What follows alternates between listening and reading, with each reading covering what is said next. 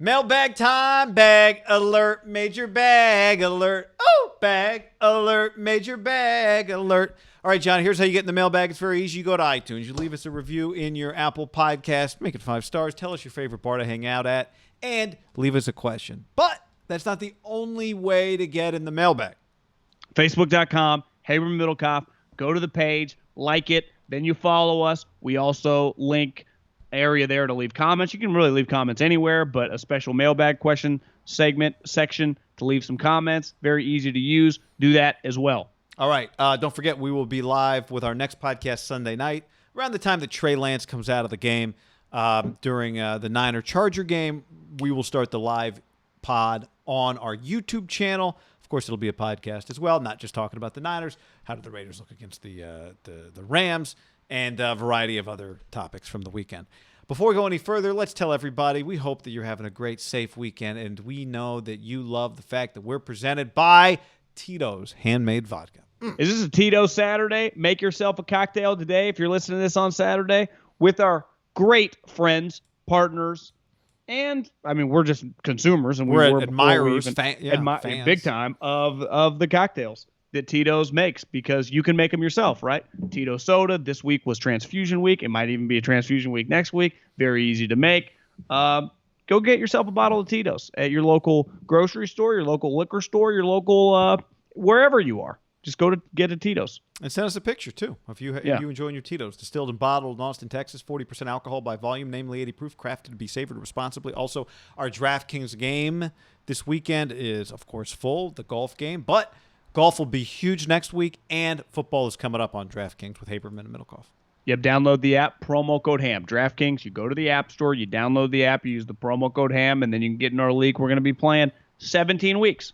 Fantasy football, DFS, Daily Fantasy. Oh, yeah, baby. Download the app and claim your first wild card for free, up to $50 million in prizes up for grabs. Podcast also brought to you by Upstart.com/ham. Yep, you guys need a loan?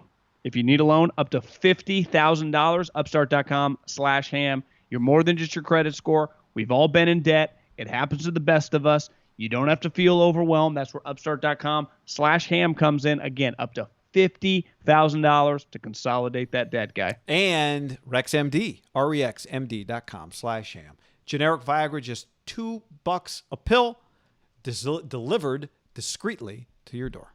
Yep, that's where they come in to help you get an erection. RexMD.com/ham. Thank you for that very specific. I mean, we're raw and real here, guy. Yep. And we want generic Viagra to help you if you need your help, but you don't have to tell us. You don't have to tell anyone. Privacy is key, right? All right, John, here we go. Mailbag time. First question comes from Jake on iTunes. 5 out of 5. Best review I can give this, guys, is that I'm a Pats fan with no ties to the Bay Area or the Niners, and I never miss an episode. I originally came over from the 3 and Out pod, but this has become my go-to podcast. Love the raw and real takes. Question, does John seem to be so hard on Mac Jones? Every week on the pod, he states that Mac doesn't have a chance and will be average, best case. Don't you think he has the stamp of approval from arguably the best 2 football coaches of our generation, Saban and Bill? There's a decent chance he might end up being a stud. Anyway, love the show. Keep it up. Yeah, there is a chance. We'll see what he looked like on Thursday night, but he could be the starting quarterback at the Patriots, right? No one's claiming to know more football than Saban or Belichick. Now, I do think Saban, he was never going to be there. Like, he just rose the ranks with guys going pro, right? He was their third-string guy at one point in time. I don't think people had these grand illusions of him becoming what he became. I would imagine if you asked Nick Saban 2 years ago, back when he was the third, or 3 years ago, if he was going to be the 15th overall pick, do you think over a cocktail on his lake he'd tell you, yeah? I don't think Saban – it didn't feel like really ever intended for him to become their starting quarterback. No. And listen, if you're listening to this and you're a Pats fan, Belichick's the greatest coach of all time. I fully agree with that. I think it's not a controversial take. Most people do. He's not the greatest evaluator of talent. Like, that's not really what he hangs his hat on. He is an elite. I mean, he went 7-9 last year. I don't think he even gets enough credit to this day. It's crazy. His quarterback couldn't throw. He led the league in opt-outs. N'Keal Harry couldn't catch a cold. He went 7-9. I give John Gruden that team, they might win 2 games. But, as picking players in the draft, I do think it's very up for debate, especially the last 3 or 4 years. Yeah, I mean, it's definitely been receivers. But look, he drafted Jarrett Stidham, and clearly Jarrett Stidham's not about to become the quarterback of the Patriots, right? No. But I also think I think there's a likelihood that Mac Jones starts the most games at quarterback this year for the Patriots. And if he does, I bet he looks solid. And I think Bill's got a chance to be the coach of the year if they win, 9 games this year, 9-10 games. Yeah, I actually think he might start week 1. Yeah. That's not crazy. Yeah. All right, next up. This question comes from this is from the Facebook page. This is from Abraham. Hall of Fame question. I'm a huge Niner fan. Would love to attend the Hall ceremony. When do you think the next 49er will be inducted? I live in Vancouver, Washington. My wife's a dirty Seahawks fan. Well, Sounds like a good time there. And I love watching games at Heathen Brewery. If you're ever in the area, you got to go to Heathen Brewery. You dirty Seahawks fan, you. The next 49er to go into the Hall of Fame. You ever been to Vancouver? Vancouver, Washington? Is it? Oh, that's where he said. Yeah, He should Vancouver, say Washington. Vancouver. Oh, okay. Never been to either Vancouver, though, I guess, to answer the question. Have you? The Vancouver, Canada's sweet. Never been to Vancouver, Washington. Vancouver, Canada's badass. I recommend it. Whenever, Corona ends in 2027. But what was he asking? The next Niner to be a Hall of Famer. Navarro Bowman? What year did Bowman retire officially? Remember, we were there that day. You think Navarro Bowman's going to get in? I don't know. Who are their guys? Frank Gore? Patrick Willis? Patrick Willis? I would say Patrick. I'd say Navarro Bowman has no chance. I'd say Patrick Willis has a decent chance. I mean, his highs were pretty high. We were talking at the Josh Dubow, me, you, and Mayoko. If Calvin Johnson and Patrick Willis have some similarities, shorter careers, elite. Patrick was in bigger games. Oh yeah, I think Bowman he was like basically played 5 full NFL seasons. Yeah, to me, Willis probably like a 5-time, 6-time All-Pro, probably like Pro Bowl basically every year, Rookie of the Year on some of the best defenses ever. For again, short period of time, ever might be strong, but on really good defenses, best defense in the league, probably 11 and 12, and then Seattle kind of took that reign, probably 13. But I actually think his career has a lot of parallels to Calvin Johnson. And if you're going to let Calvin Johnson in, to me, Patrick Willis is probably getting in, right? I don't think you can put the two of them in the same category. I think Calvin was just such an outlier athletically, and he played wide receiver, not athletically, just from a talent standpoint. And he played wide receiver. You just, it doesn't take a very astute football watcher to be like, that's the best wide receiver or that's the best player in the game when it's a receiver. When it's a linebacker, It's a little different. But yeah, I mean, Willis. But I think he was valued as a first-team All-Pro, right, several times. Yeah. I'm just saying, like, the casual, to me, receivers and quarterbacks are kind of in their own category. Yeah, it's easier. They have stats that we use, like how many touchdowns. Yeah, it's hard to be like, no one talks like, well, he averaged how many tackles? Like, no one even talks like that. I mean, 7 years feels like a short career, but when you're a star linebacker, it's 7 straight years of basically playing every week. Like, that's, if your whole career just is a prime, which if kind of was the case for Willis. Do you have his wiki up? I've got his Football Reference. What's like his All-Pros and his Pro Bowls? That Football Reference, I don't think says that. That's why what's funny is I don't go to Football Reference. Wiki is obviously not as high level as Football Reference, but it's easier for me to locate. Yeah, I mean, 5-time first-team All-Pro. I mean, all right, it's over. It's like, so again, his career was short, but his whole career was a prime, essentially. How many Pro Bowls? 7. That feels twice pretty... led the league in tackles. That to me is where I compare. Like, I bet if we look at Calvin Johnson, I will be stunned if Calvin Johnson has 5. Now, you're right. The receivers, they have catches and they have touchdowns. But, for example, Calvin Johnson was a 3-time first-team All-Pro.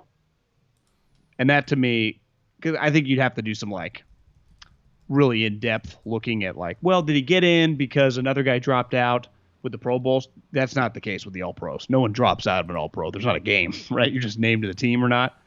Patrick was 2 times more first team, right? Mm-hmm.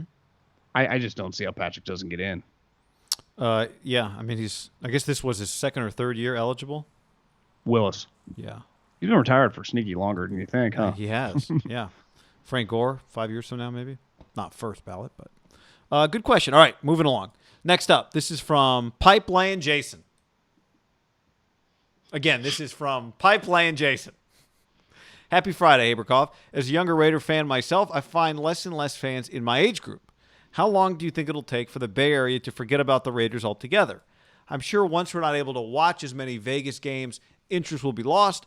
Off topic, but I work in construction, and when you guys talk about grinding hard on the pod and blue-collar pod, I have to cringe a little bit. It gives me an office worker complaining about the heat type vibes. Still love you, though. Don't have a favorite bar as I just turned 21 in the midst of Corona. Gonna just keep slamming my Uncle Tito's. Yeah. Okay.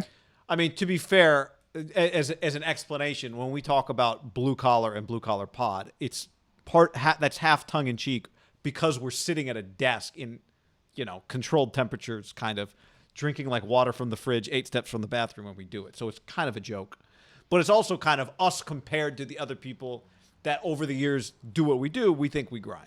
But so it's all relative, right? It's pretty lazy industry, Not in my labor. opinion. Yeah, and it's definitely as white collar as you can be. It's the ultimate white collar business, I'd say. So it's kind of a joke, but it's kind of us just comparing ourselves to other people. Yeah.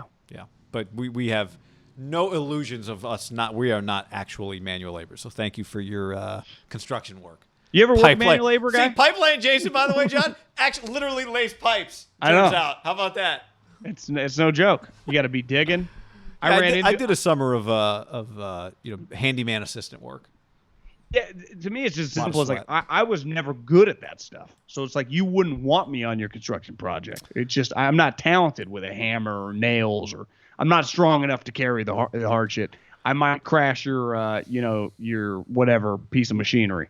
That's not my talent. How about this guy's a young Raider fan? He's worried that it's going to be washed up. To me, it's simple. NFL, people all over the place are fans of teams from all over the place. The Niners are going to have a stranglehold as they have had on this area now for all of the future. If the Raiders, not me. If the Raiders are very good, they'll have fans just like other really good teams around the league have fans. But I think so much of sports fandom is generational. Your dad, your parents, your grandma, whatever, pass it down. You go to games together. That's not going to exist here necessarily, but they're not gone. I mean, Vegas is pretty quick flight, so it's kind of in the middle. I also think just the regionality of the games that we get on television, we do get a lot of. Before I was locked in on Chiefs, and even I didn't watch that much Raiders before we got involved with them business-wise. They were always on my TV, and I ended up watching a lot of their games, right? The Raiders, the Chiefs, the Broncos, and the Chargers. How many games for the last 20 years of living in Northern California, from Fresno to San Luis? Like I have watched a shitload of AFC West. So is that going away? I don't think so. No, they're going to be on here for a while. Well, think about the 4 o'clock afternoon window. Aren't that many games, right? This is from Alfred. This one comes from Facebook. Why do you guys think Hard Knocks grows more relevant every year? With that being said, the Chargers are producing their own version titled All In. The trailer looks amazing. Brandon Staley appears to drop the PR persona and cusses at his staff during his speeches. Check it out. The trailer's only 2 minutes. My favorite bar is the Lazy Dog in Fresno, California. I did watch that clip, and he's right. Like, it does look cool. He's swearing at his staff? Well, I mean, he's just it's like a meeting, It's like, we're going to be the best fucking blah, blah, blah. He's not like, I thought he was like, God damn it, Billy, coach your running backs harder. He wasn't ripping into his coaches. No, not what I saw. But he's just being, I actually felt kind of natural too. I liked it. Yeah. But yeah, we did talk about Hard Knocks. I didn't even try to watch episode 2. I gave it like 10 minutes, not even, and it's over. Dak and Zeke is this person's name, allegedly. Guy and John are the goats. He says, "Sup, my name is Andres Marquez. I went to Sheldon High School in Sacramento, California. I'm in the class of 2019. My question is, with Aaron Rodgers staying more than 1 year in Green Bay, where do you see him playing next year? And with Dak injury, do you guys see Nick Foles, Jimmy G, or Mariota being in a Cowboys uniform if things go south with Dak? Thank you, fellas. Keep up the grind. #ham, handshake emoji." That must be a John Gruden, Sean McVay reference, the handshake emoji. So first things first, where do you see Rodgers next year? I think he's back in Green Bay next year. Yeah, Packers. If Dak, now here's the thing, Dak is still. Gudikins and him were talking on the field, and one of the the ESPN.com guy just took a picture and was like, "Personnel meeting?" ? Is he going through the sheet like he should be up today? He should be up. He's down. Aaron's telling Gudikins. That'd be pretty funny.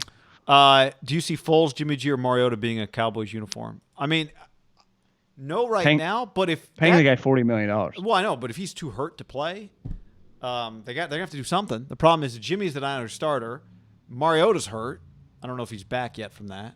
And Foles. I think Foles is closer to being out than in. They're just going to need somebody. They can't run the year with DiNucci if Dak's out. I did see a headline that he was progressing to be ready. Yeah, McCarthy says he's right on track. Like, okay, well. Someone DM'd me and said I've been saying elbow when it's actually shoulder. Was it not his elbow? No, I thought it was his shoulder. But he touched his arm. I just assumed it was the elbow. I guess the pain's coming down through his arm. I don't know. Yeah, whatever. Anthony in NorCal. Have to give it up for this podcast because John and Guy bring real things, all NFL, share real-life happenings. It's great. I've been listening for many years. They're my favorite people. More importantly, they keep me hooked and entertained. I like to laugh while they talk about neighbors or gym situations. Anyway, if you want a great podcast, this one doesn't even have a question. It's just sorry, I just spent the whole time reading a compliment. Not sorry. Thanks, Anthony. I appreciate the love, man. Next up from Texas 80, 3-and-out fan bag alert. I came here from 3-and-out. I really enjoy John, even if he has some wacky takes. They're fun and I enjoy it. Favorite bar to watch? A game at Dax, D-A-Q-S, here in Shreveport, Louisiana. They have great food and show both the Saints and the Cowboys games every Sunday. Being in North Louisiana, not Louisiana, John, it's Louisiana. Being in North Louisiana, there's a lot of fans for both teams. Bad question. If you guys had to get tattoos, would you go with I Heart Trey or I Heart Kyle? Seems like you two are ready to put Trey in the Hall of Fame. But do you worry about him ending up like his other college alum Wentz? Great pod and congrats on the Tito sponsorship. Sincerely, Rob White. Full name on the internet. I would go I Heart Tito's. I would get, now, how many years would they have to guarantee for you to get Tito's tatted on your ass? Because not a huge tat, but keep it relatively small. If you could guarantee me like 10, I would think about it. I would too. 10 years of Tito's? I was thinking 5. I don't think I would need 10 because the beauty for me is, you can just Manscaped's coming on the podcast in a few weeks, I think, but I can just, You got a hairy ass? You just grow. Look at me. So, you could. Well, think about this too. John, honestly, 3 years might. 3 years, I feel like it's too risky that they might actually agree to that. So I'll go 5. Yeah. 5. And think about it, like on your butt, who actually sees it besides you and like your even wife? You don't see it. I would never see it. I actually think the butt would be the go-to area, right? Especially if it was relatively small, just on the butt cheek. Yeah. Except there's nothing like it'd be a no-brainer. You can get on a plane with like a short sleeve shirt and like half of your tattoo is showing underneath. You're like, oh, that guy's got a tat. You don't get any of the benefits of a tat. But maybe you don't want. There's some tats you don't want to be seen. Yeah, Guy, we're not tat guys. I think a huge part of the arm thing, you do have to have a little, definition for it to look right. Right. When you got flabby arm, unless you're an older guy and you're like, yeah, that guy was probably in a biker gang. Has it ever crossed your mind at all? Like, I think I kind of want a tattoo. Briefly. I've been more interested in a shotgun than a tattoo. No, not recently. No. I was told very early in age that it was a no-go. I was kind of scared out of me. And then my body type, I can't find a good spot. I don't even know what I would get. Yeah. Like, I don't even know, Middlekauff strong. Or what are the cheesy shit people do? I don't know. Couldn't do tribal tattoo. It does not work. I'm not Jack. No. I would do Tito's for a 5-year deal, probably. Yeah, agreed. Same. Matching Tito. We'd be like Chris Sims and Kyle Shanahan. So this actually mailbag question comes from Data Driven 2, which is this guy this person on Twitter who is just nonstop all about Baker Mayfield, and he linked a Mike Greenberg. Apparently, Greenberg had a big take about. I didn't watch it, but in his first 3 seasons, something. He's right. He's won more games than he's lost, and the Browns are nitpicking like to not pay him. This is actually a good line. Baker was drafted by a team that went 1-34 in its previous 35 games, and he's had more wins than losses. He's over 500 in his first 3. So our number one fan, Data Driven, who tagged Tito's in the tweet, knowing that gets our attention immediately. Like we're suckers that way. We can be bought. But with just tag Tito's, and we'll read what you said. Literally with a tattoo on our butt, 5 years. So mailbag. Could either of you say with confidence that Josh Allen, Lamar Jackson, or Sam Darnold could have walked through Hugh Jackson, Freddie Kitchens' blender and come out the other side intact, let alone a top 12 QB? All right, we could debate the top 12 QB thing. But No, I can't say with confidence that anybody and I wouldn't have said it about Baker, that anybody could do what Baker's done. If you told me Aaron Rodgers was in Green Bay as a rookie, I don't know that he could have been over 500 through this period of time. It's remarkable. And I've had to change the way I think about Baker a little bit. Yeah. Part of what makes Alex Smith's career so impressive, right, is how he handled going through the shit tunnel like Andy Dufresne for all those years. Nolan, Singletary. It was incredible that he made it out. Now, just Andy Dufresne. You do need to just – it's hard because I had a preconceived is the wrong. I just had a take on Baker, and you just have to be open to adapt it. I think the ultimate – where Greenberg – I think a lot of people are pushing on why Greenberg went on the rant because like Tannenbaum and just a lot of NFL people, Peter King wrote it. No one believed – and this is a normal take that I think you, I, and probably most people agree with. Like, I'm not paying Baker $40 million. The pushback is like, hey, guy, are you guys overthinking this? Because, one, if he wins again, they might just be fucking awesome this year. And he might just play like he did last year. And all of a sudden they're 13-4. They're the 2 seed. They win a playoff game. The Browns won a playoff game back-to-back years. They're good again. And he's just solid. Like, he's not getting cheaper, right? That's always like the Niners thing, is you always have to look. I think people like me, I look back. I'm like, I don't want to pay him this. Well, if you look forward, you don't hold on to the 35 is that long because it'll be 48 before you know. And also, okay, you're not going to pay him, so who's your quarterback going to be? Well, I think the pushback is you just write it out, right? He's going into year 4. Tags? No, this is year 4. Yeah. Next year's 5th year option. Right. You just kind of keep going. Right. That's how I would. I understand that, but it's just are we going to upgrade? You look at what happens if you think you're going to be good. You're not drafting 5th, so who are you replacing him with? He's risky. That's all. We all agree there. Yeah, but it's less of a risk when your coach is Stefanski, when you can run the ball, when you've got a good defense. You know what the crazy thing is? Like, he was the number 1 overall pick. Like, I think his first contract was like $30 million. He's rich. You know, he's used to the amount. Like, it's not like, he's a 4th round guy. He's just been making $800,000. Like, I bet Baker's like first 3 years, he averages like $9 million, right? He's playing like this, getting paid a lot of money now relative to like what, your second contract is. But you do have a pretty good idea how he'll respond to money. I mean, 40 is a lot different than 8 or 9, but still, like 8 or 9 is not nothing, right? That's a lot of cash. I actually feel pretty good. Like, I know how hard he's going to work. I just don't know how good he is. Where his ceiling is. Yeah, that's what it's about. I just maybe don't want to. I'm more open to it than I guess I have been in the past. Yeah. Okay. Next up, this question comes. Oof. Would you rather have Baker or Dak? Ooh, I mean, my gut is Dak, but I mean, yeah, me too. Would I have wanted to pay Dak when he just got paid? Yeah, not really. So, same boat, maybe. Yeah. Next up, this question comes from someone who. Actually, John, I'm going to play some audio here. Sent me a pronunciation because I couldn't pronounce it. He's from Brazil. Hey, guy, you say it Guilherme Gassen. Did you get that?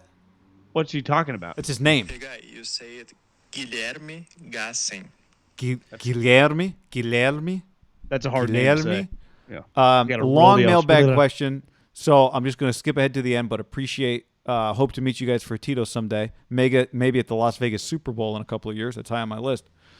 If you see anybody in your YouTube Apple podcast reports that's watching and listening from Brazil, that would be me. Here's his question. Is it possible that John's guy, Matt Nagy, will end up making up his mind for Justin Fields as QB1 during the next few weeks, but keep it a secret until Sunday Night Football so the Rams defense can't prepare for the scheme with the rookie quarterback? And if so, how effective would that be? Can I already bet Bears +7? Not a bad theory. Sneak attack on the Rams. I think they actually really like Andy Dalton. It's not fake. And I think I watched some of his press conference yesterday because I wanted to see the interaction. It wasn't as aggressive as like social media and when you just read the quote. He was actually being like he was very complimentary, like about Justin. He likes Justin Fields. I do think they have promised him, and I do think I haven't talked to anyone there since OTAs. In OTAs, I know for a fact though, and they were high on Justin Fields. And anything Louis Riddick writes about Justin Fields, he's getting it from Nagy because that's their boys too. They love Andy Dalton, and again, because did you get that from Nagy? I did not. Oh, I so got when it Lewis from gets another it, it's coach. from Nagy, but when you get it, it's not from Nagy? Seems unfair. No.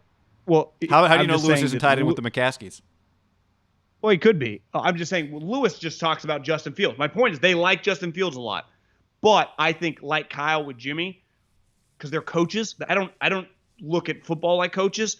They get very, very confident when it's like, he knows the play call. He can tell our slot receiver he's 2 inches too far. Like they get addicted to that shit where people like me, you, hell, the Gutekunst, we don't even notice. We're like, what? Oh my God, who cares?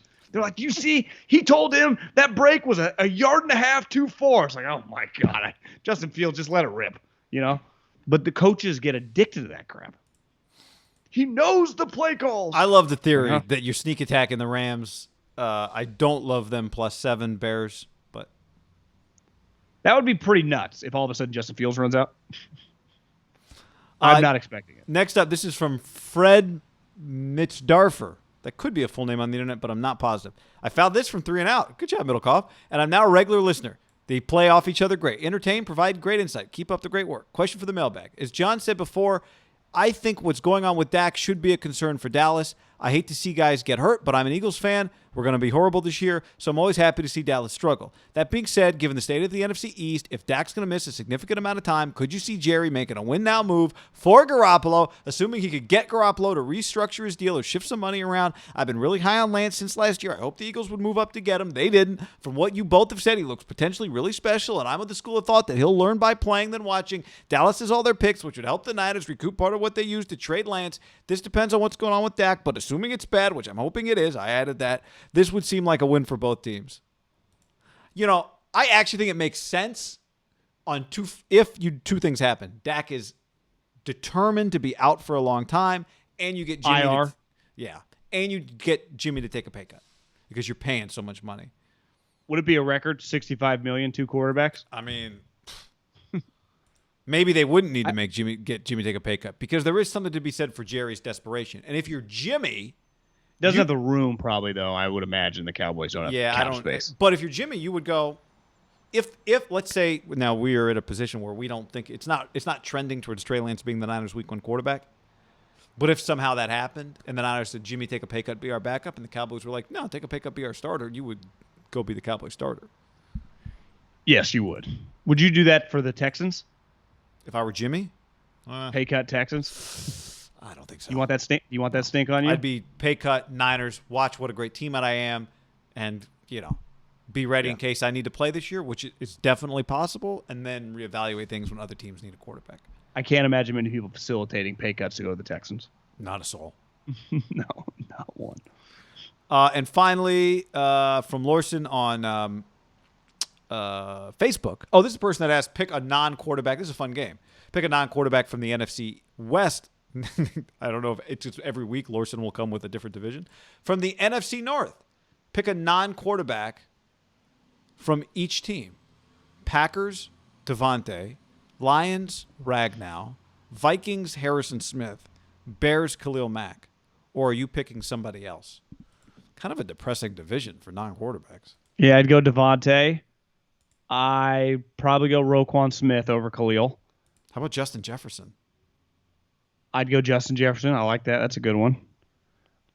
Or Lions. even. I'd have to Google the Lions. Could I just take like Deuce Staley as my running back coach? That's what I'd probably do. I'd take Deuce. How about not as a player, but just on my staff. Amon-Ra St. Brown. Oh, Penei Sewell. Are we sure? I mean, we'll see. No, I'm just you got to pick somebody. Jeff Okudah. Yeah. Who do you want? Yeah, I'd Penei Sewell. You're right. That's probably a smart move. Ragnow. Barry Sanders. Calvin. It's pretty nuts that, those guys both retired at 30 years old. Like, that's kind of when you just ask a random Lions fan, they are really, that sucks. It's, say what you want about Dan Campbell. That's not, that job is, at least like the Raiders, when they were really shitty, have a history. It's the Lions. It's got to be one of the worst jobs in sports. Now, it's still the NFL, and you're still playing the Bears and the Packers and the Vikings. Like, it's a pretty sweet division, right? Historically, when you say, yeah, those 3 teams. Yeah. Well, what elevates it too is that like they're the worst team in sports that get shoved down our throat because we've been watching them every Thanksgiving our entire lives. Yeah, they get a day to Nobody themselves. else would get a day. No other bad team gets like that much love. They don't even bring anything. It's not like they're the Cowboys and they're bad. At least it's the Cowboys. It's like they're the Lions. Nobody wants to watch them. It's like Justin. Their Tuck's own fans don't want to watch them. It's Justin Tuck's face mask. Remember, there were like 2 guys in the league that had the old face mask. They were grandfathered in. They're just grandfathered in Thanksgiving. How are they? I don't know. They got it. They just Henry Ford did a deal back in like the 70s, and he said you can never change it. It doesn't make any sense because the one thing we know about the NFL, wouldn't they just rotate teams for that spot? It's like someone in the league office is like, we'll put a game on, but we'll do it in a way that like will force people to spend time with their family on Thanksgiving because they're not going to watch 4 quarters of this team. Now, I get they're one of the biggest brands, but the Cowboys feel kind of grandfathered into that day too. Yeah, but they're the Cowboys. Oh, I know, but do we always want to watch the Cowboys? Like, there's some years you're like, but they're the Cowboys. I get it. It shows you how boring they were. We both turned it off. I'll tell you this: if it's Dak, if it's not Dak, it's unwatchable this year. They have played a lot against each other. I feel like the Lions play the Cowboys like every couple years. Like they just match those 2 teams up. And now at least you had Stafford. Now it's like, what are they going to do? Can we flex on that right now? Are they playing? Who do you think is playing that weekend? Lions, Cowboys? I think they might play each other. That would be ideal. Just kind of knock it 11. out. No, do you know who they 11-25. You know who the Cowboys play on Thanksgiving? The Niners? The Raiders. Oh, okay. That's actually a pretty good day, Thanksgiving Day. Bills, Saints, Bears, Lions. That is Bears, Lions in the morning. Yeah, like it's. They just get the morning slot, guy. They just get the morning slot.